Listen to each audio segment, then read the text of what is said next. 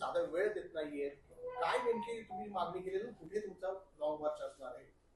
आम्ही गेली 3 महिने 26,000 सिडको सोडतधारक यांच्या घरांच्या किमती कमी कराव्यात म्हणून सातत्याने आंदोलनं करतोय. मागच्या 10-15 दिवसापूर्वी दोनदा आमची वेळ निश्चित करू नये, आमची वेळ रद्द झाली आणि अद्यापही याच्यावर सिडको आणि नगररचना खातं अर्थात उपमुख्यमंत्री एकनाथ शिंदे साहेब यांनी कुठलाही निर्णय न घेतल्यामुळे प्रचंड नाराजी सिडको सोडतधारकांमध्ये आहे.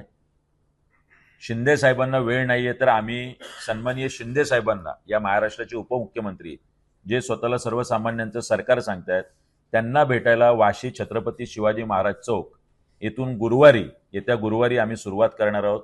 ते त्यांच्या ठाण्याच्या बंगल्यापर्यंत हा पायी दिंडी मोर्चा गुरुवारी निघणार आहे. कशा पद्धतीने स्वरूप असणार आहे दिंडी मोर्चाचं? काय घोषणा असणार आहे? साधारणपणे पायी दिंडीमध्ये कोण कोण सहभागी होणार आहेत? आपली जी दिंडी आणि वारी निघते ते विठ्ठल रुक्माईचा गजर करत, त्याच पद्धतीने संत जरी नसले तरी त्यांच्या नावात एकनाथ आहे, त्यामुळे टाळ मृदुंग घेऊन आम्ही ही पायी दिंडी या वाशी छत्रपती शिवाजी महाराज चौक ते ठाण्याच्या त्यांच्या बंगल्यापर्यंत काढणार. सर, तुम्ही असं म्हणलेलं आहे, जर मुख्यमंत्री गुरुवारी उपमुख्यमंत्र्यांचा दौरा नाही घडला तर मुख्यमंत्र्यांच्या दालनात देखील जाणार आहात, नेमकं काय?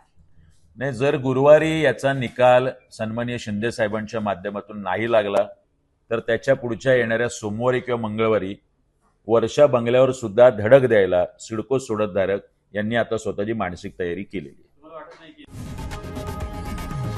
लोकशाही मराठी ऐका, पहा, जागरूक रहा.